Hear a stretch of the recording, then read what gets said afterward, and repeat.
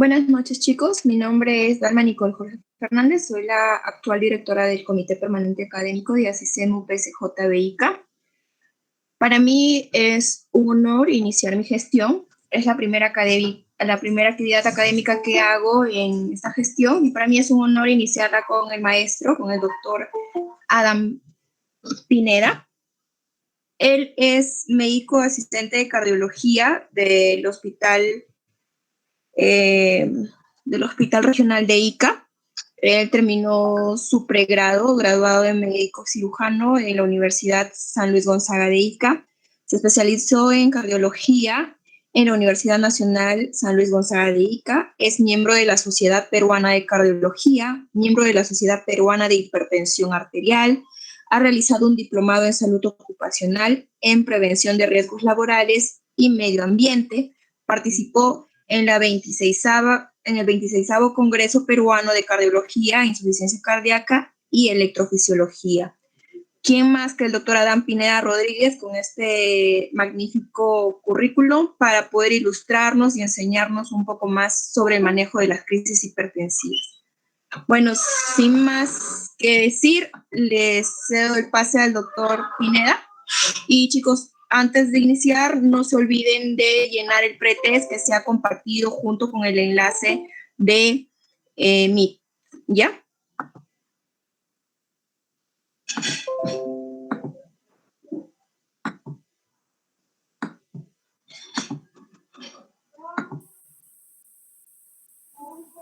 Bien, doctor, puede iniciar. Hola Nicole, ¿cómo estás? No logro ver las diapositivas, ¿ustedes las pueden ver? Por favor, confírmenlo porque yo no puedo verlo. Sí, doctor. Se puede observar. Ya las puedo ver. Sí. Ya las estoy viendo. ¿Podemos empezar? Sí, doctor, inicie. Ya, listo. Gracias Nicole por la introducción. Bienvenidos chicos al tema de hoy día. Bueno, estoy escuchando de que es el primer tema que vamos a empezar.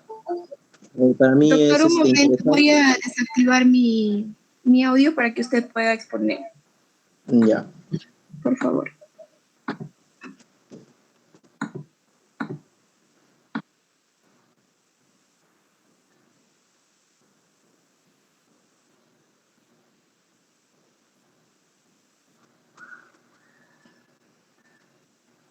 Puede iniciar, doctor. Sí, bueno, como te decía Nicole, para mí es interesante siempre dar una presentación porque a nosotros mismos como médicos nos hace un recordaris, ¿no? Bueno, sin hacer mayor extensivo la introducción, vamos a hablar sobre crisis hipertensiva y su manejo, es el tema inicial. No sin antes quería recordar algunos temas o algunos puntos duros que ustedes deben tener presentes siempre, ¿ya? En primer lugar, cómo definimos lo que es la hipertensión arterial, la fisiopatología de la hipertensión arterial, cuáles son los tipos de tratamiento que actualmente manejamos, ¿ya? Y vamos a ver las actualizaciones también de la hipertensión arterial. La siguiente, por favor.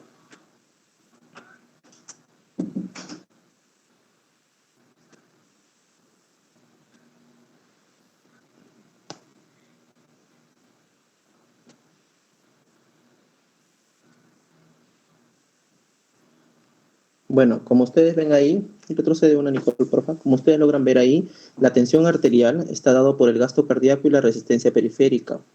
El gasto cardíaco en sí está dado por el volumen sistólico, ¿ya? Y está dado por la frecuencia cardíaca. De los dos me sale el resultado del gasto cardíaco. El volumen sistólico y la frecuencia cardíaca están regulados por el sistema nervioso autónomo, ¿sí? Y también el volumen sistólico por el sistema renina-angiotensina. El sistema renina-angiotensina también me va a valorar lo que es la frecuencia cardíaca, ¿sí? Y la resistencia periférica está dado por el diámetro interior del vaso, ¿ya? El endotelio vascular es el que me va a regular también el diámetro interior del vaso. Acuérdense que el endotelio produce una sustancia que se llama óxido nítrico y el óxido nítrico me causa relajación. Es por ello que en pacientes diabéticos, casi la mayoría, un 80-90% de pacientes diabéticos llegan a ser hipertensos. Y es por ello, ¿no? Por una lesión en el endotelio, no hay buena producción de óxido nítrico y por ende va a haber una mayor vasoconstricción y va a aumentar la presión arterial, ¿no? Y bueno, también el sistema nervioso autónomo. La siguiente, por favor.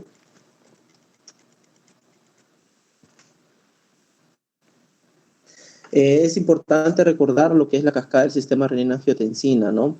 Vemos que el hígado produce el angiotensinógeno, ¿sí? Es convertido a la angiotensina 1 por la renina, el cual es convertido en angiotensina 2 por la enzima convertidora de angiotensina. La siguiente. Y la angiotensina 2 me va a causar lo que es retención de agua y sal y vasoconstricción, lo cual me va a llevar a una hipertensión arterial. La siguiente, por favor. Es por ello que usamos nosotros los bloqueadores, los ARA tipo 2, ¿no? Retrocede, por favor. Los ARA tipo 2, el cual tenemos desde el más conocido posiblemente es el losartán, 50 miligramos mañana y 12, que es un bloqueador de canales, un bloqueador de receptores angiotensina 2. Tenemos el telmisartán, el valsartán, el iversartán, que tiene mayor protección renal. El telmisartán, que es una molécula, por decirlo, nueva, que dura hasta 36 horas en sangre, ¿sí? Y que es la única molécula dentro de los ARA2 que está demostrado que reduce la hipertrofia ventricular izquierda, ¿no? Seguido, pues, de lo que son el enalapril, que es un remodelador cardíaco muy importante, ¿no? Siguiente, por favor.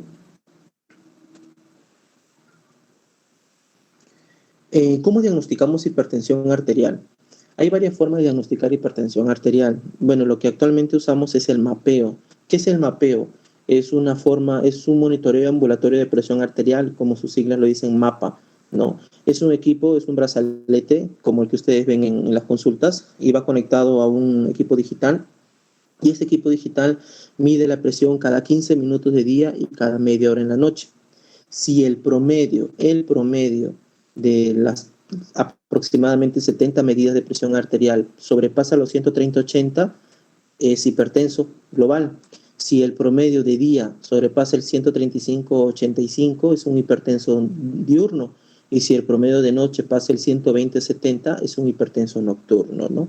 Entonces, en este esquema que nos arrojaron en el año 2017 en la baja, ahí vemos, ¿no? Un paciente que en clínica, en la parte cuando él está en su casa, se mide la presión y tiene 135/85, equivale a un mapa también de 135/85 y en la noche 120/70, ¿sí? En la clínica, por ejemplo, si un paciente tiene 120/80, ¿no? Como ustedes logran ver ahí, el AMPA, que es la medición manual de la presión arterial, equivale a 120/80, en el mapa también 120/80, en la noche equivaldría a un 165 y un promedio de las 24 horas 115/75. La siguiente, por favor.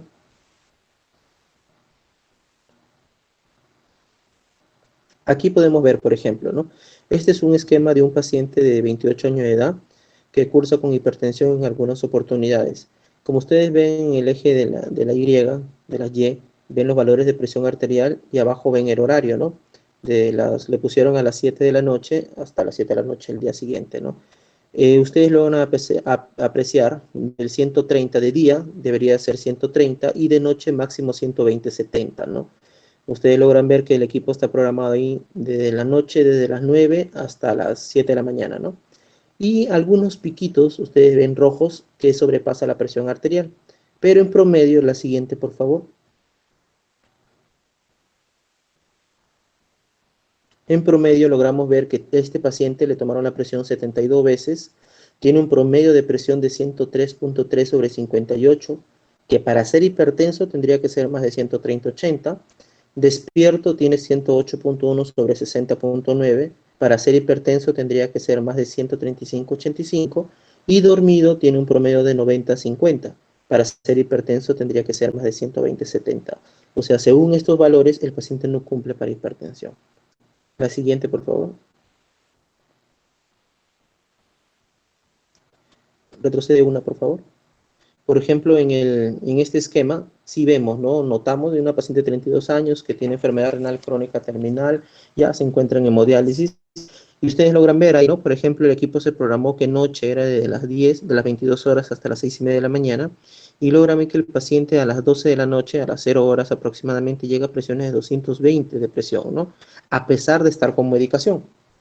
Acuérdense que un paciente renal en hemodiálisis no orinan, ¿no? Entonces aumenta la volemia y eso aumenta la hipertensión arterial, ¿no? Entonces con ellos también tenemos que tener cuidado los medicamentos que usamos por la retención de potasio, ¿no? Ver qué tan frecuentes son las diálisis y de acuerdo a ello podemos usar los ARA2, los medicamentos que son bloqueadores de canal de calcio van muy bien en ellos. El metildopa también nos apoya. Diuréticos en vano dar porque ese riñón ya no produce orina, ¿no? Ya. Entonces, la siguiente, por favor. Bueno, ya con el esquema nosotros sí logramos ver que ese paciente es hipertenso, ¿no? Tiene un promedio, el equipo le ha tomado 81 veces la presión, tiene un promedio de 172, 108, o sea, mayor de 130, 80, es hipertenso. De día tiene un promedio de 166.8 sobre 106. Para ser hipertenso tendría que ser más de 135, 85, o sea, cumple. Y de noche 193 sobre 117. Para ser hipertenso tendría que ser más de 120, 70. Les he repetido varias veces los valores porque es importante ustedes chicos que ya van a acabar la universidad, el periodo universitario y van a ir a su posta, a sus serums, ¿no? Cada vez es más fácil adquirir un mapeo, ¿no? Entonces en 24 horas ustedes ya pueden diagnosticar hipertensión arterial y es importante porque si ustedes diagnostican hipertensión arterial en personas jóvenes, que cada vez vemos más jóvenes, entonces ese pacientito va a tener disminución de las enfermedades crónicas por la HTA o complicaciones, ¿no? La siguiente, por favor.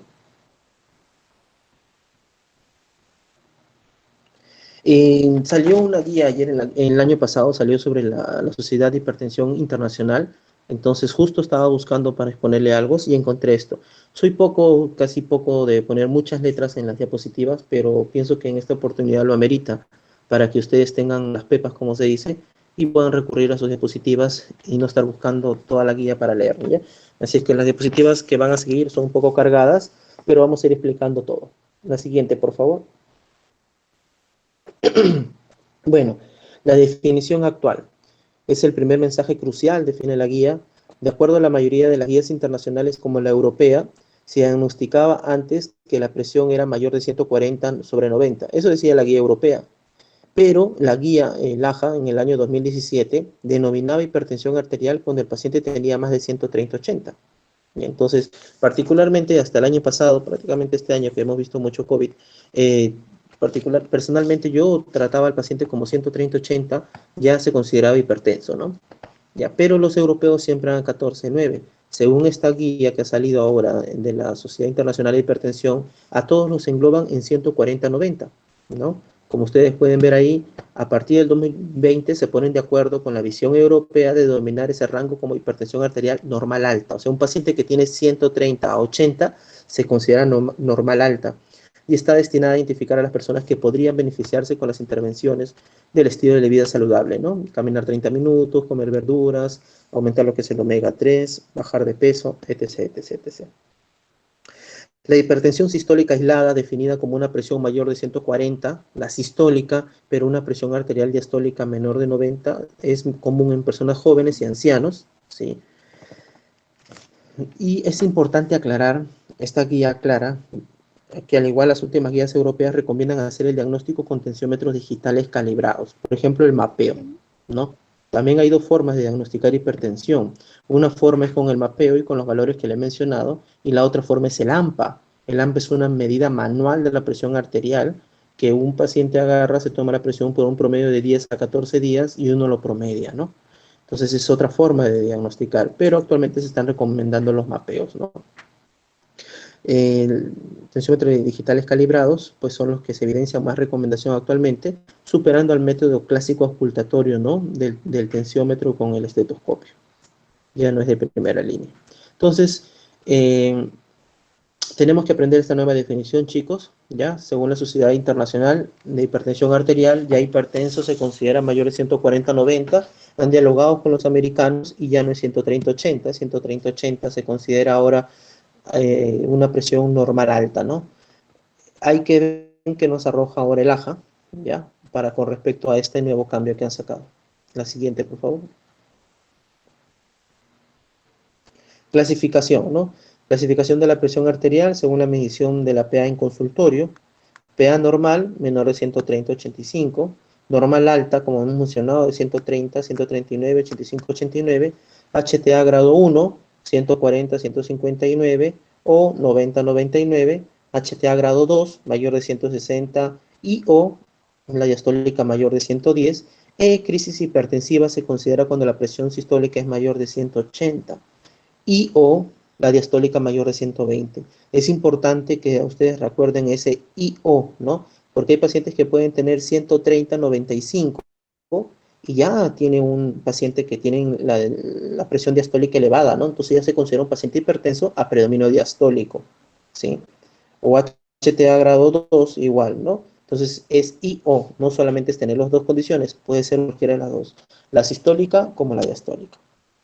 La siguiente, por favor.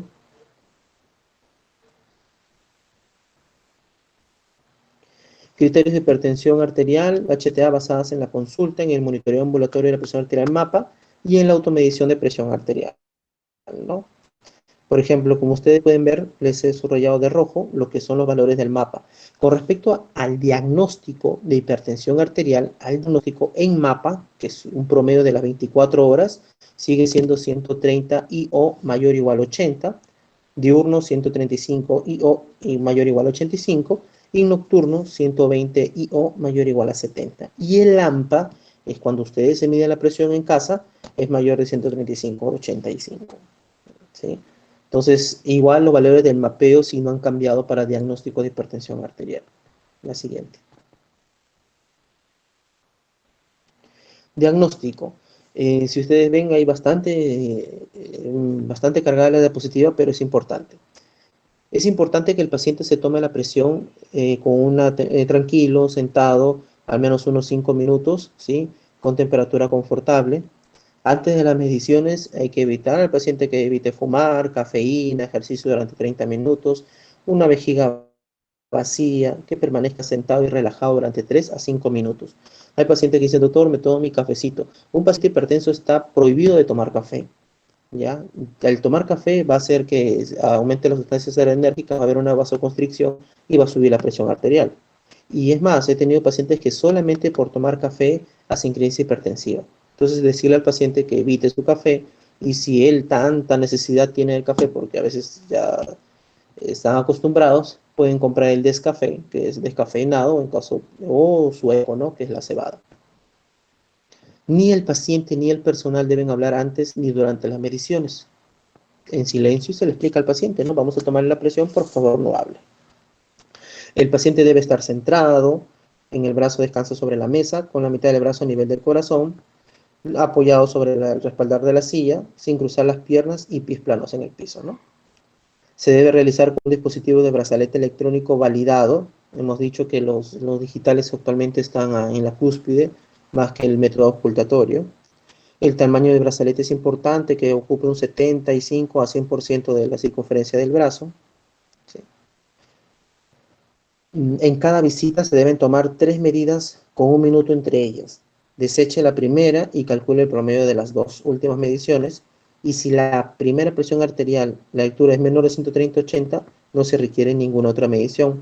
Acuérdense que sigue existiendo la hipertensión de bata blanca, ¿no? Tenemos pacientes que se ponen ansiosos, se toman la presión en la clínica o en el hospital y la presión sale alta, ¿no? Para ello sirve tomarle la presión 3 veces, hacer un monitoreo de presión arterial durante 24 horas, ¿no? Hemos tenido pacientes que llegan con 100, 130, 140, se vuelven a tomar 160, 180, ¿no? Y todo por un sistema de ansiedad. Se les pone el mapa y el mapa sale normal, ¿no? Entonces, eso es importante saber, se llama hipertensión de bata blanca. La presión arterial en 2 a 3 visitas al consultorio mayor de 140/90 indica hipertensión, o si es mayor o igual a 180/110 con evidencia de enfermedad cardiovascular, se podría diagnosticar desde la primera visita, ¿no? La siguiente, por favor. El tratamiento en general. Las metas del tratamiento tenemos esencial, bueno, reducir la presión arterial al menos 20 a 10 milímetros para lograr idealmente menor de 140/90. Óptimo, aquí lo dividen en edad. Antes era un paciente, para todos era igual, ¿eh? En el AJA en el año 2017 no había diferencia entre la edad, no había diferencia si era diabético, no había diferencia si era de raza negra, no había diferencia si era paciente renal. Bueno, ahora este nuevo consenso que ha salido, han puesto en edad mayor de 65 años y menor de 65 años. Cuando el paciente menor de 65 años es ideal que tenga un promedio global de 130/80 de día, ¿ya? Y de noche no pasar los 120/70, ¿ya? Aquí nos ponen ellos menor de 130/80, pero no menor de 120/70 de día. El óptimo para un paciente mayor de 65 años La PA objetivo es menor de 140/90. ¿Ya? Ahora hay que titular, ¿no? Eso es lo que nos dicen a nosotros las guías, pero cada paciente es diferente, ¿no? Hay que evaluar la fragilidad, la independencia, la funcionalidad, el contexto del paciente. Hay pacientes que ustedes van a ver cuando ya sean médicos que manejan presiones toda su vida de 90/60 y cuando esos pacientes tienen hipertensión arterial en 120 se encuentran fatal, ¿no? Con mucha cefalea, con mareos, ¿ya? Entonces en ellos, pues, si bien es cierto, la guía nos dice algo, que debe ser un mapa mayor de 130/80, pero a veces no cumple eso. Cada paciente es distinto. Si ustedes llegan a estar frente a uno de ellos, podrían darle un medicamento de larga duración, por ejemplo, un telmisartán, darle dosis de 40 miligramos o 20 miligramos una vez al día, y le va a bajar un poquito la presión y los pacientes se van a sentir más tranquilos. Si el mapa en esos pacientes todavía no me diagnostica hipertensión, no quiere decir que no puedan volverse hipertensos. Esos pacientes se pueden volver hipertensos en cualquier momento, ¿sí? Una vez que se instale el manejo, se evaluará la meta al menos cada 3 meses, ¿sí? Cada 3 meses podemos ver la meta de la presión arterial. La siguiente. Bueno, hasta ahorita no ha salido una mejor forma de poder ver cómo podemos mezclar los medicamentos antihipertensivos. Esto es de la guía europea en el año 2013, ¿sí? Entonces ustedes pueden ver ahí las clases de medicamentos que tenemos. Por ejemplo, tenemos 6 grandes grupos: los diuréticos tiacídicos, los antagonistas receptores de angiotensina, los ARA2, los antagonistas de calcio, los no dihidropiridínicos, los inhibidores de la YECA, otros antihipertensivos, como por ejemplo metildopa, y otros bloqueantes, ¿no? Como los betabloqueadores. Entonces, lo ideal es usar lo que ven ustedes de línea verde continua. Por ejemplo, pueden usar un antagonista de receptor de angiotensina, un losartán, o un antagonista de calcio, con amlodipino o nifedipino, ¿ya? Inhibidores de la YECA, pueden usar un enalapril con un bloqueador de canales de calcio. O pueden usar un YECA con un diurético tiacídico, ¿no? O pueden mezclarlo también con un betabloqueador. Lo que no está recomendable dar es la angiotensina del receptor, ¿no? Los ARA2 con los inhibidores de la YECA por la mayor concentración de potasio. Y puede haber hipercalemia y todas las consecuencias que ello me puede traer, ¿no? La siguiente, por favor. Bueno, esto es lo que nos arroja la nueva sociedad, el nuevo consenso de la Sociedad de Hipertensión Arterial. Esencial, nos dicen, use los medicamentos disponibles con las mejores características posibles para cada caso. Hay que tratar de usar una terapia combinada en una sola píldora. Actualmente hay medicamentos que vienen todo en una sola píldora. Por ejemplo, disculpen que pronuncie algunos nombres comerciales, pero es importante que lo sepan. Por ejemplo, el Micardis AMLO tiene telmisartán con amlodipino de 5 y de 10. Entonces es mejor adherencia. Claro que es caro. Es caro, sí, pero es una buena molécula, ¿no? Existe el Micardis Plus, que también igual tiene telmisartán con hidroclorotiazida, ¿no? De 12.5 de 25. También existe el Cordiax, ¿no? Que es de otro laboratorio también igual, que es telmisartán con amlodipino. Existe el telmisartán solo, como es el Teleac, ¿sí? El Telmipres. Hay diferentes marcas, ¿ya? Ustedes como médicos, yo les aconsejo de que siempre le pregunten al paciente antes de recetar la parte económica, ¿no? Porque si ustedes hacen una receta que le puede costar al paciente 500 soles en la farmacia, ese paciente posiblemente no va a poder comprarlo. Entonces de nada sirve, ¿no? Tenemos medicamentos genéricos, sí, que va muy bien, pero se toman 1, 2, 3, 4 veces al día. Por ejemplo, el losartán mañana-noche, un paciente tendría que tomar amlodipino 5 miligramos mañana y noche, y un diurético más, y un beta bloqueador, entonces ya son 5 o 6 pastillas, o 5 o 6 tomas, a diferencia que puede tomarlo todo en una sola, ¿no? Pero mucho influye en la parte económica. Se prefiere usar diuréticos tipo tiacidas. Si no están disponibles, use tiacidas clásicas. Prefiero usar los calcio antagonistas dihidropiridínicos. Si no están disponibles, podría usarse los no dihidropiridínicos como verapamil o el deltacén, ¿no? Que lo podríamos guardar, por ejemplo, el deltacén para casos de pacientes coronarios, ¿no? Idealmente la terapia combinada en una sola píldora. Terapia paso 1, terapia dual a combinada dosis bajas. Por ejemplo, ponen ahí un ARA tipo 2, ¿sí? Con un calcio antagonista. Un paso 2, terapia dual combinada full dosis. Por ejemplo, pueden un ARA con un calcio antagonista también para full dosis. Paso 3, una terapia combinada triple, ¿no? Ponen un ARA, un calcio antagonista y un diurético. diurético, ¿ya? Y fase 4, paso 4, una hipertensión resistente, en una triple combinación más espironolactona u otro medicamento, ¿ya? Ahora, hipertensión refractaria o hipertensión resistente, antes se le consideraba 3 medicamentos incluido un diurético, ¿ya? 3 medicamentos incluido un diurético. Ahora ustedes pueden ver también que tiene que llevar ese paciente a la espironolactona, o sea, una triple combinación, ¿no? Por ejemplo, le ponen ahí un ARA, por ejemplo, un losartán, un caso antagonista, un nifedipino, un diurético, una hidroclorotiazida, ya, o clortolidona, y agregarle espironolactona. Ya, hay que tener mucho cuidado con la espironolactona porque ahorra potasio. Si el paciente tiene una tasa una depuración de creatinina menor de 45, hay que tener mucho cuidado por el potasio. O hacerle dosaje de electrolitos durante las primeras tomas para ver que no eleve el potasio. ¿Ya? Entonces, han cambiado varias cositas. Uno son para hacer una recapitulación, uno es los valores de presión arterial. Antes era mayor de 130/80, ahora lo consideran mayor de 130/80, hipertensión normal alta, hipertenso es mayor de 140/90.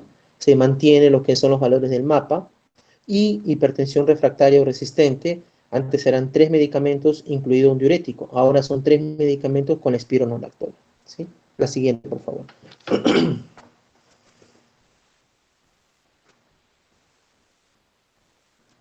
Tratamiento según comorbilidades, ¿sí? Tenemos pacientes con hipertensión y enfermedad arterial coronaria. Bueno, existe una fuerte interacción epidemiológica, si ustedes conocen que la hipertensión causa enfermedad arterial coronaria, ¿sí?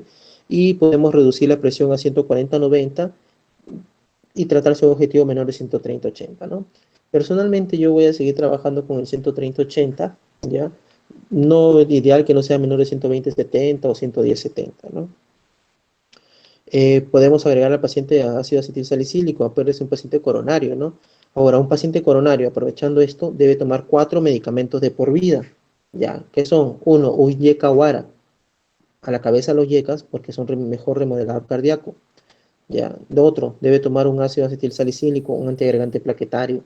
Otro, debe tomar un beta bloqueador, puede ser carvedilol, si es diabético, bisoprolol, nebivolol, metoprolol, cualquier beta bloqueador. Y debe tomar una estatina, una estatina puede ser rosuvastatina, atorvastatina, simvastatina. Acuérdense que la rosuvastatina y la simvastatina aumentan el HDL y bajan el LDL, ¿ya? Entonces, en un paciente con enfermedad coronaria, ya podemos incluir los beta bloqueantes. Hipertensión y ataque cerebrovascular previo, igual la presión debe reducirse si es mayor de 140/90 y tratarse en un menor de 130/80, ¿no? El tratamiento pueden ser AC o AD, son medicamentos de primera línea. El tratamiento hipolipemiante es obligatorio con un LDL objetivo menor de 70. Acá es importante que en tanto en la enfermedad coronaria, esto salió el año pasado en el Congreso de Cardiología en Londres, salió de que un paciente, antes teníamos el LDL normal, decían las guías, hasta los laboratorios, son pocos los laboratorios que han hecho la corrección, normal menor de 130, falso, porque actualmente un paciente que tiene un factor de riesgo normal debe ser en 100, ya paciente, por ejemplo, obeso, paciente lipidémico, debe estar el LDL en 100, paciente hipertenso, el LDL en 100, ya. Pero si es un paciente ya coronario, un paciente que se ha infartado, que tiene angina y que le han hecho un cateterismo, pero no le pueden hacer el bypass por X razones, paciente coronario, ese paciente debe manejar LDL en 55. Esa es la nueva guía. Tenemos que seguir bajando. Y para poder bajar el LDL y subir el HDL, cada vez usamos más esas moléculas, rosuvastatina o simvastatina. Con respecto a la hipertensión arterial, en ACV isquémico, el objetivo es un LDL de 70. ¿Sí? Ya, la siguiente, por favor.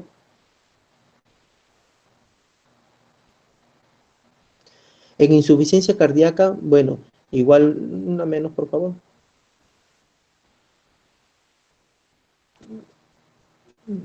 Ahí está. En hipertensión e insuficiencia cardíaca, ¿no? Bueno, ya sabemos que la hipertensión es un paciente que nos puede llevar a comorbilidades como es la ICC, ¿sí? Hay que hacer un ecocardio para ver si el paciente verdaderamente tiene una insuficiencia cardíaca. Acuérdense que hay 3 tipos de insuficiencia cardíaca, con fracción de eyección reducida, fracción de normal conservada o fracción de eyección intermedia, ¿no? Bueno, siempre recomendamos el estilo de vida, dieta y ejercicio. La presión debe ser menor de 140/90, tratar su objetivo menor de 130/80, pero mayor de 120/70. El manejo, como les dije, el A, que pueden ser ARA o YECAS, B, beta bloqueantes, antagonistas receptores de mineralocorticoides, por ejemplo, la espironolactona, cuando tienen una FEBI menor de 30%, ¿no? Son efectivos para mejorar el resultado clínico en pacientes con insuficiencia cardíaca, fracción de eyección reducida establecida, menor de 30%, podemos usar lo que son los antagonistas receptores de mineralocorticoides. Es inhibidor de la angiotensina, inhibidor de la... Bueno, también se puede usar el sacubitril, el valsartán, pero es caro, ¿no? Pero sí se puede usar. ¿Ya? La siguiente. Tratamiento según comorbilidades. Bueno, seguimos con pacientes con enfermedad renal crónica. Debemos manejar presiones menores de 140-90, a óptimo 130-80, ¿sí? Se pueden usar los YECA o ARAS-2, ¿ya? Evitar, se pueden agregar 6D, diuréticos de ASA, si la tasa de filtración glomerular es menor de 30. Y en pacientes con diabéticos, bueno, igual, ¿no? 140-90, ¿no? Debe reducirse si la presión es mayor de 140-90, tratarse con objetivo menor de 130-80, ¿ya? También se le puede acá a los pacientes, como ustedes logran ver, estatinas y lograr reducción de un LDL menor de 70 o menor de 100, ¿no? Ahora, un paciente diabético, aprovechando, es para nosotros cardiólogos y un paciente infartado por el alto riesgo. Acuérdense que la diabetes, como les dije al inicio, producía daño en el endotelio, ¿no? Entonces, es el endotelio que es bonito, así, como yo le digo a los pacientes, ¿no? Ustedes han visto una manguera, por dentro de la manguera ven un plástico negro que recubre, igual es el endotelio. Una vez que un paciente se vuelve diabético, daña ese endotelio, puede causar como microporos, y debajo del endotelio es que se encuentra la placa ateromatosa. Entonces, si ese endotelio está débil, se puede romper esa placa ateromatosa, ¿no? Entonces, un paciente diabético, mujer, mayor de 55 años, o un paciente diabético, varón, mayor de 40 años, de por vida, chicos, aspirina y atorvastatina. ¿Por qué? La aspirina, porque como ya el endotelio está dañado, esa placa ateromatosa se puede romper en cualquier momento. Y acuérdense que la placa de ateroma no es una placa fija, es una placa con un núcleo lipídico, una placa inestable. Entonces, si se rompe el endotelio, se va a fracturar esa placa y ¡pum!, se va a formar un coágulo y me causa un infarto. ¿Ya? Para eso es la aspirina, para evitar que si se forma el coágulo está bien, piña, pues se formó el trombo, el coagulito, pero que al menos sea un ST no elevado, ¿no? No que me obstruya toda la arteria. ¿Y por qué las estatinas? De preferencia la rosuvastatina o la simvastatina, que ser un efecto pleiotrópico, o sea, ese núcleo lipídico que tiene ahí lo va a poner duro para que no se rompa. Está bien, el paciente tiene su placa ateromatosa, pero va a estar dura y no se va a romper. Ya, es más, está demostrado que cuando el LDL es menor de 55, antes decían que el LDL todavía habían hecho pruebas en monitos, cuando era menor de 40, había una regresión de la placa ateromatosa. Entonces se está poniendo de moda, como ustedes pueden ver, las nuevas generaciones de estatinas, que son la rosuvastatina y la simvastatina. Es más, hay un medicamento que salió el año pasado que se llama Simitri, disculpen que esté otra vez promocionando, pero lo hago ¿por qué? Porque este Simitri tiene simvastatina con fenofibrato. Es el único medicamento que se puede dar que me va a bajar el colesterol malo, me sube el colesterol bueno y me baja triglicéridos, ¿ya? Por eso es importante. Ustedes van a tener pacientes con hipercolesterolema familiar, ¿ya? Van a tener pacientes con colesterol en 600, triglicéridos en 900, y tienen que bajar los dos, porque el triglicérido mayor de 400 hay alto riesgo de pancreatitis. Entonces tienen que bajar las dos, y no les pueden suspender la estatina, porque la estatina es un paciente coronario. Entonces, para ello podemos usar esos medicamentos. Yo les digo como marca, ¿no? Pero también ustedes pueden usar la atorvastatina y el fenofibrato separado. También es válido. La siguiente, por favor.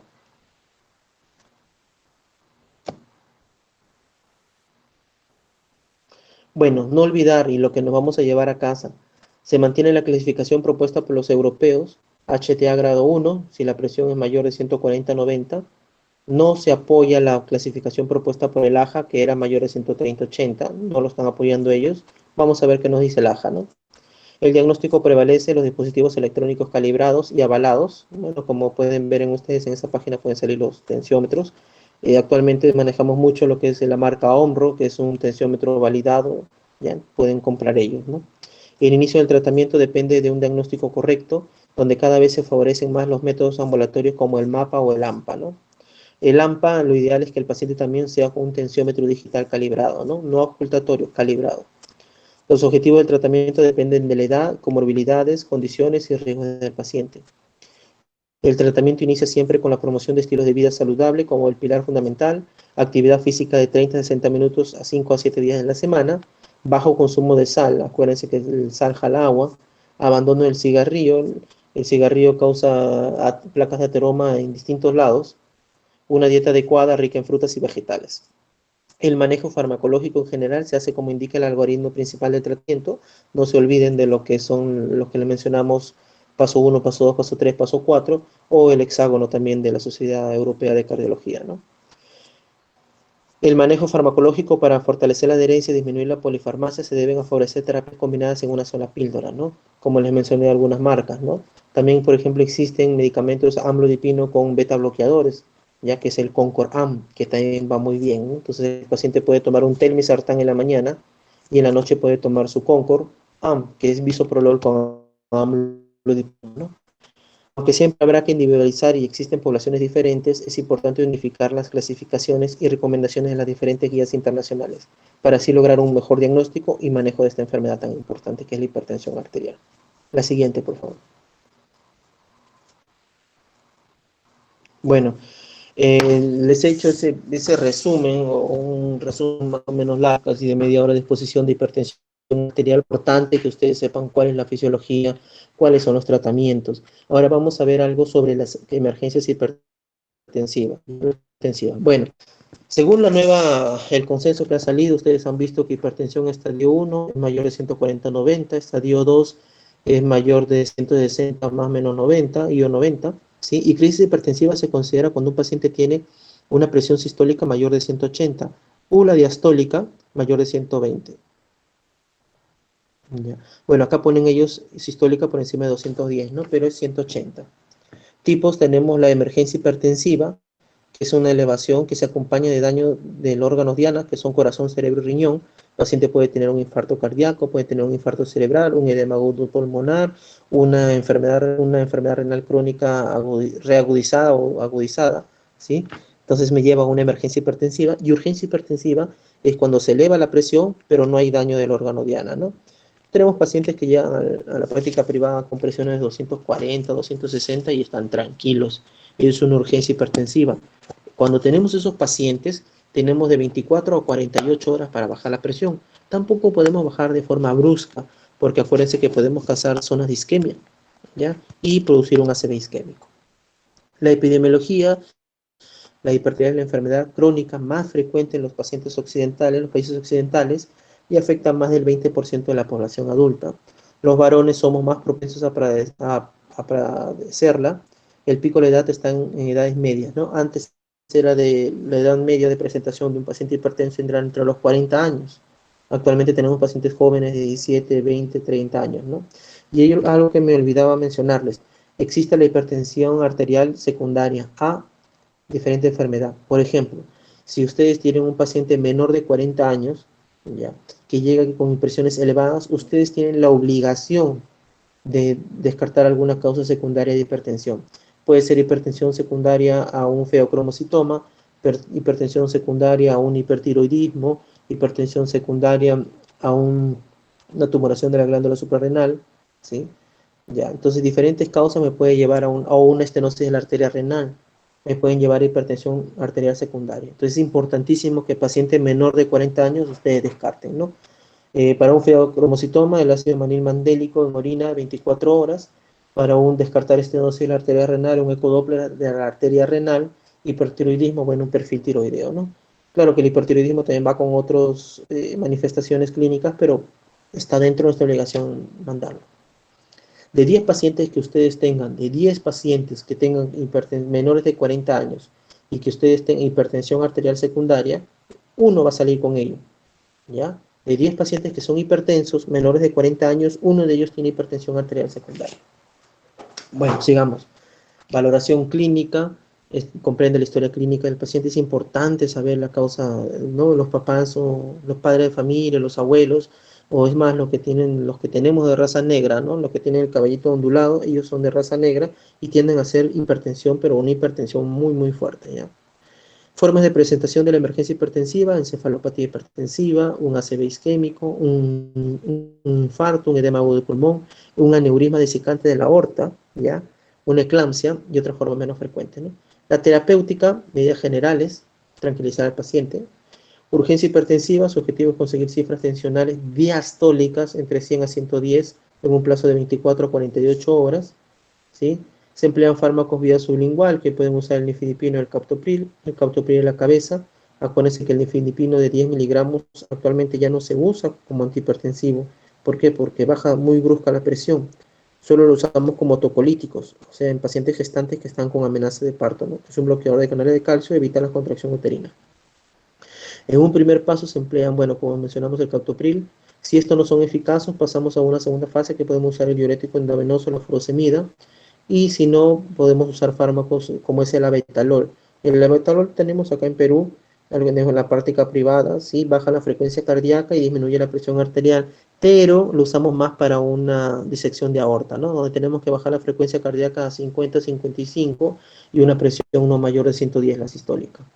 Es la única opción que ustedes van a ver donde tenemos que bajar bruscamente, ¿ya?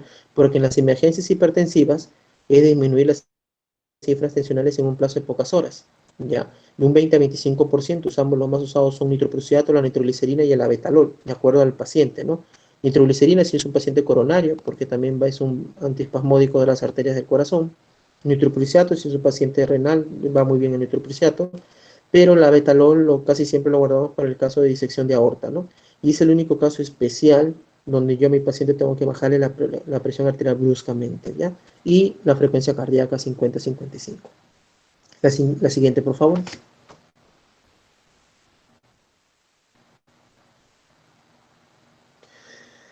Este es un pequeño algoritmo. Vemos un paciente con 220 sobre 120 de presión arterial.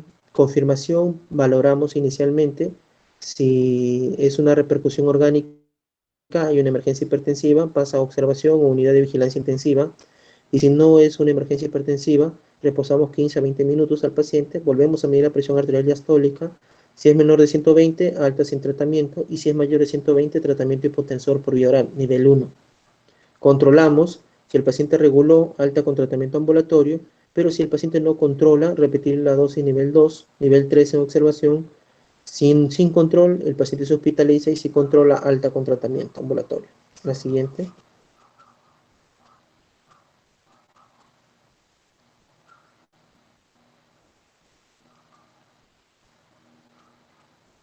Ya.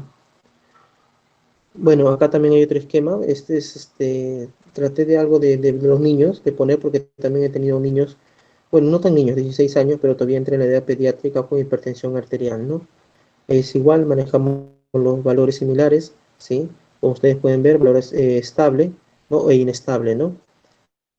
Si es inestable, ya hacemos todo lo que es la cadena ABCDE, apertura de vía aérea, oxígeno, canalizarlo, exploración neurológica, posición, control y ambiente. Si hay mejoría, bueno, ingreso a un tratamiento, puede estar en observación, ya hospitalizado pero en observación, tratamiento antihipertensivo oral o sublingual, normalización del control de la PA, 24 a 48 horas, y si no, ingreso a unidad de cuidados intensivos pediátricos, ¿no? Y si está estable, hay que valorar el nivel de gravedad, ¿sí? Y tenemos los valores, ¿no? De presión arterial sistólica 180, diastólica 110, ¿ya? O el percentil 99 también para ellos, de acuerdo a la edad y el sexo. Y de acuerdo a eso, si el paciente sigue con la presión alta, crisis hipertensiva, se aprecian lesiones de órganos diana, si hay sí, es una emergencia hipertensiva, usamos lo que vemos ahí, el ABCDE, y si no, una urgencia hipertensiva, y tenemos 24 a 48 horas para bajar la presión. La siguiente, por favor. Bueno, chicos, he tratado de resumir en 40 minutos lo que es hipertensión arterial. Si hubiera alguna pregunta, podemos conversar un ratito.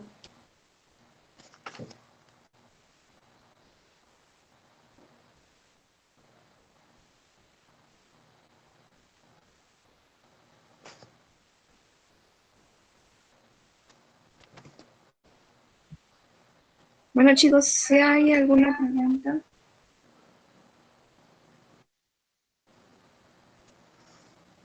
Doctor, yo tengo una pregunta para usted.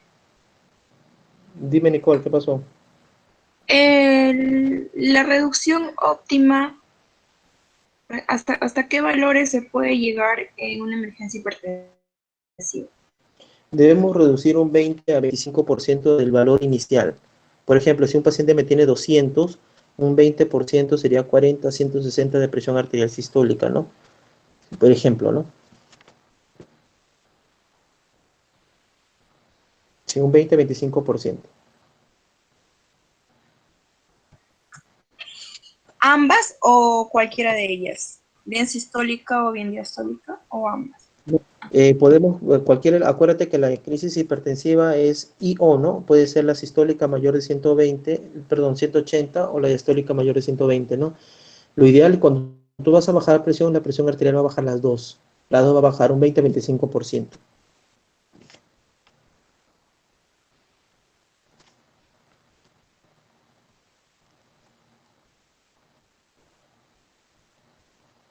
¿Alguna otra consulta? Las dos tienen que bajar.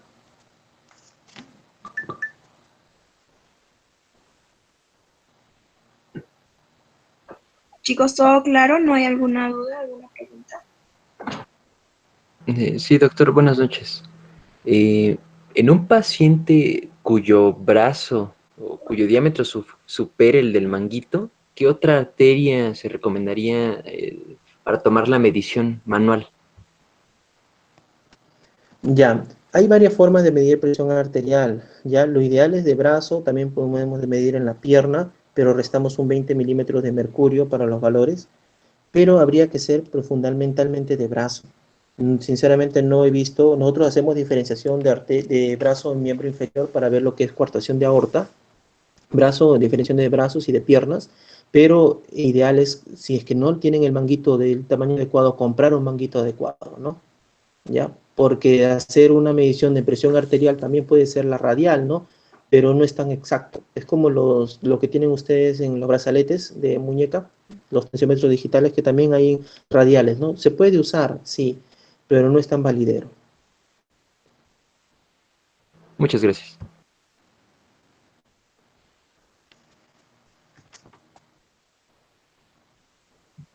Chicos, si tienen otra duda, alguna pregunta, lo pueden inscribir en el chat o pueden activar su pregunta. Claro, hay que sacarnos la vergüenza, chicos, pregunten, porque yo también si no sé algo, igual voy a revisar, ¿no? Entonces, tengan la confianza necesaria, por favor. Acá preguntan, bueno, vamos a responder, dice, doctor, ¿cuánto se debe esperar para cambiar un fármaco en el caso de tratamiento empleado que no esté funcionando? Normalmente podemos esperar 72 horas a 2 semanas del tratamiento, ¿no? Para ver si mi paciente, eso es, hay que ver dónde está nuestro paciente, ¿no? Si está en el hospitalario o si está en la práctica privada. Esa es nuestra realidad, lamentablemente. Porque si es hospitalario, el paciente no le van a dar citas continuas, salvo que uno le pueda dar adicional, ¿no? Y pueda llevar el control, ¿ya? Ahora ahí, nosotros vemos, le damos un tratamiento al paciente. Por ejemplo, llego yo a hacer hipertensión y tomo mi losartán, pero no me controla. Entonces le cambio a telmisartán una sola vez al día. Lo ideal es que a las 72 horas de tratamiento el paciente se haga un mapeo para poder ver si ese medicamento le está funcionando o no. Si el paciente no tiene la posibilidad económica o nuestro hospital no tiene mapeo, entonces lo que podríamos hacer es decirle al paciente que se tome la presión cada 2 horas cada 2 horas, cada 2 horas, cada 3 horas, pasará su mala noche, pero que le tome la presión y nos los mande. Y ahí nosotros podemos ajustar dosis de presión, ¿no? Acuérdense que podemos usar moléculas también combinadas, ¿no? Como les mencioné algunos nombres. Pero 72 horas a 2 semanas podemos hacer una rotación de medicamento. Seguimos, ahí dice, doctor, disculpe, en el caso de un paciente que acude a emergencia hipertensiva con antecedentes de hipertensión crónica y poliglobulia en el tratamiento, ¿tiene que ser igual de emergencia? Claro, si es un paciente hipertenso crónico, por eso te digo, si el paciente tiene, aquí los valores son fijos, presión arterial sistólica mayor de 180 o diastólica mayor de 120, y el paciente tiene un daño órgano blanco, o sea, nuevo, entonces sí, tiene que bajar la presión, un 20-25%, ¿no?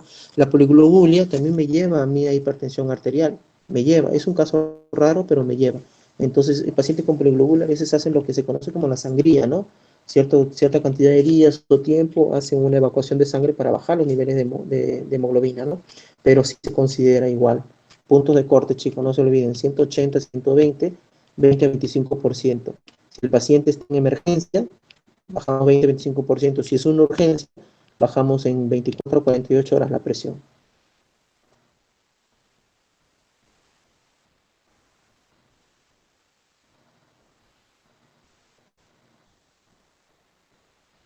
Mi pregunta es, ¿cuál de los tensiómetros es el más correcto para medir, digital o manual? Bueno, yo sugiero el digital. ¿Por qué? Porque dentro del digital, y disculpen, pero como estamos en confianza, marcas. Hay digitales de todas las formas, ¿no? Pero que sea uno aprobado por la FDA y que esté calibrado. Uno de ellos es el hombro. Ese pueden medir la presión. Y acuérdense, 5 minutos sentaditos, los dos pies sobre el suelo, brazo a medir en una silla, ¿no? En una mesa, y toma la presión digital, ¿no?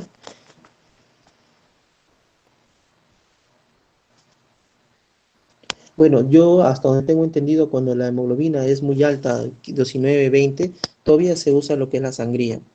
Habría que ver si ha salido algún nuevo tratamiento con los hematólogos, ¿no? Pero aún siguen usando. He tenido pacientes que tienen poliglobulia y bueno, todavía siguen usando su método de sangría, ¿no? Justo un personal funcionario actualmente del GORES, un paciente que tiene poliglobulia y él sigue usando la sangría, ¿no? Con un médico hematólogo. Habría que revisar si hay otra alternativa, ¿no?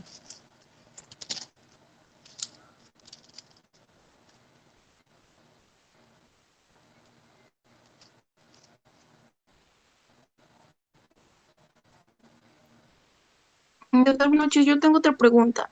En aquellos A ver, pacientes hipertensos y que hayan cruzado no con un ictus, y que en esos pacientes no se haya formado lo que es el área de penumbra, ¿cómo debemos nosotros de disminuir esa presión arterial? o sea, un paciente que tiene un ACV isquémico y no tiene zona de penumbra. ¿A eso te Que refieres? tiene, que tiene el área de penumbra. Ujú. ¿No? Claro, casi todos, por decir todos, tienen su área de penumbra, su zona de penumbra, ¿no? Igual, bajar un 20 a 25% de un ACV, tanto de un paciente isquémico. En un paciente hemorrágico hay que valorar bien, eso va de la mano con el neurólogo. ¿Por qué? Porque en un paciente hemorrágico yo debo tener una PAN de 90 a 110. Acuérdense, una presión arterial de 90 a 110 para que cuando mi corazón eyecte sangre, tengo una buena fuerza y venza la hipertensión endocraniana. ¿Ya? Normalmente tenemos una PIC de 20, ¿ya? 20 a 25, entonces yo debo tener una PAN alta, porque si yo tengo una PAN de 65, 70 y arriba hay 20, no voy a vencer, entonces tiene que ser alta, ¿no? Una presión arterial alta. En ellos se valora mucho lo que es la presión arterial media y vamos de la mano con el neurólogo, ¿no?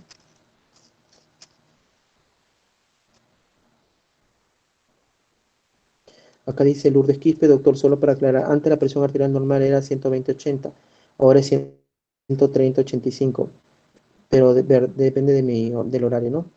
Sí, o sea, actualmente no tenemos, y eso es mucha discusión entre nosotros como cardio también, ¿ah? Entre varios colegas. ¿Por qué? Las guías nos dicen algo y otra cosa es lo que uno ve en la realidad. Antes la AJA era mayor de 130-80.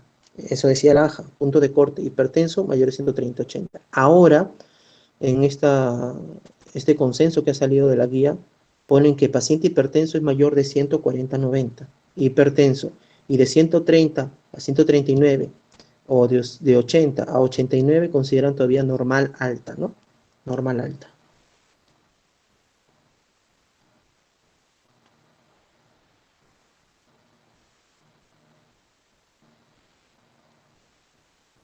Actualmente ya no usamos, Félix, lo que son muchos los tensiómetros de mercurio por la intoxicación. Esto justo en la guía puedes revisar en el consenso que ha salido, que ya no, en varios países ya no venden, ya no debería ponerse eso, ¿no? Tensiómetros con mercurio por intoxicación de mercurio, ¿no? Es válido, pero ya no es de primera línea los tensiómetros aneroides, ¿no? Ya no, ya, porque puede variar mucho de acuerdo a la experiencia del médico, ¿no? El que está tomando la presión.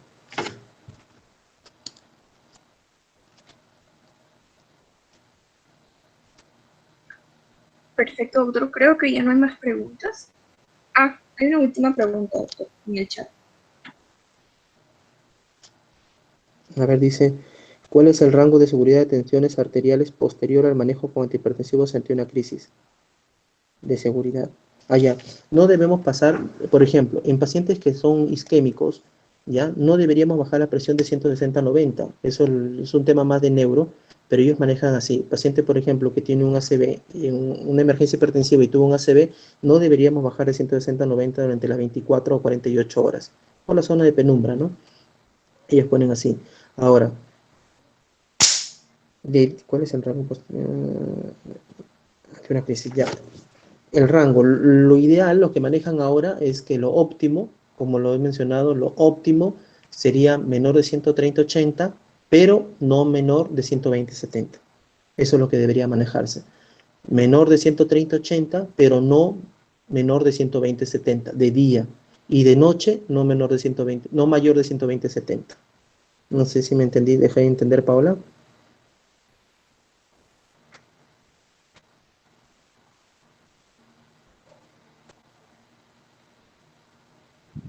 Está claro, doctor. Listo, chicos. Bueno, doctor, creo que ahora sí ya no hay más preguntas. Doy por concluida la ponencia del día de hoy. Muchísimas gracias por aceptar la invitación. Es un honor para nosotros tenerlo aquí como ponente y nutrirnos con todos sus conocimientos. Hasta una siguiente oportunidad, doctor. Y cuídese Listo, mucho. chicos. Igual, cuídense, por favor, ¿ya? Hasta luego. Gracias. Chao, chao. Chicos, les voy a dejar el enlace del post-test aquí en el chat. Tienen solamente 15 minutos para llenarlo, por favor. Sí, la reunión se grabó y será colgada en la página de YouTube de ASICEM UPSJBI. Igual les estaré pasando el enlace de la YouTube por el grupo de WhatsApp. ¿Sí?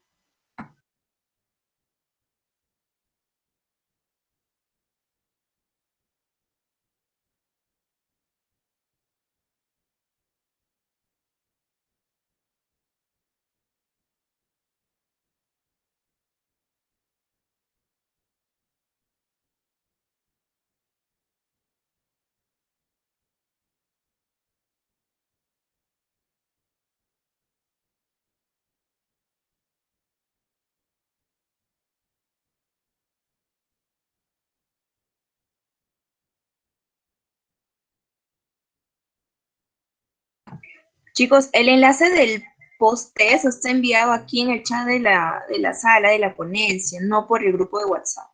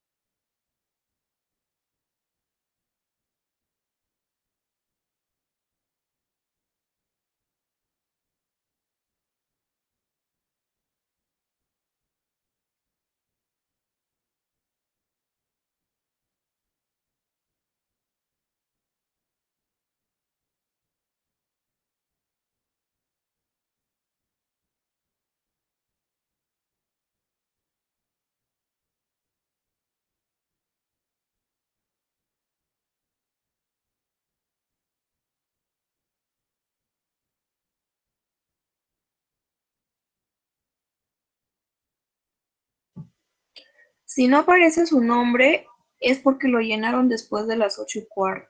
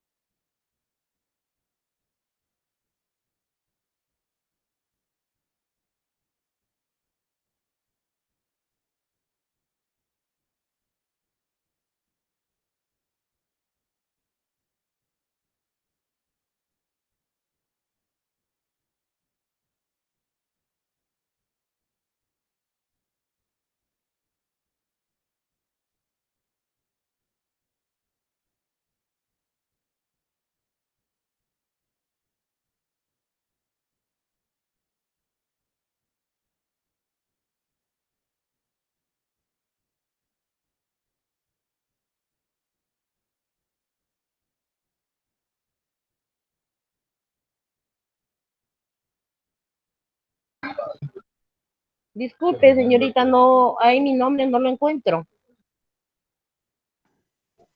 Buenas noches. Seguramente será por lo que ha llenado el test después de las 8:15. ¿Y qué se puede hacer? ¿Ya no hay opción? No, nosotros tenemos un límite de tiempo para llenar el pretest.